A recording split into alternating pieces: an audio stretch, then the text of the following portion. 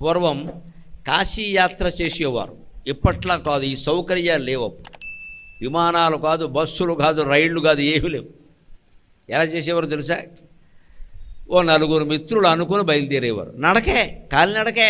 సదాశివపేట నుంచి సదాశివుడు ఉండే కాశీకి, అంటే అది సదాశివపేటే. సదాశివుడు అక్కడ ఉన్నాడుగా, ఇక్కడి నుంచి అక్కడ కాలినడక.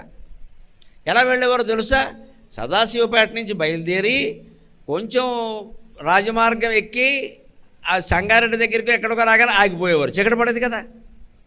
అక్కడ ఏదో అతిథులను అందరినీ గౌరవించి భోజనాలు పెట్టేవారు. ఏదో ఇంత పులిహార పెడతారు, తిని మజ్జిగ తాగేవారు, పడుకునేవారు, పొద్దున్న లేచి మళ్ళీ నడిచేవాళ్ళు. ఈ రకంగా ఇక్కడి నుంచి కాశీ వెళ్ళడానికి ఒక 6 నెలలు పైన పట్టేదండి. అయినా సరే చేసేవారు. ఏ ఉద్దేశంతో చేసేవారో తెలుసా? మళ్ళీ వెనక్కి రాకూడదు అనే ఉద్దేశంతో చేసేవారమ్మ. అది కాశీ యాత్ర.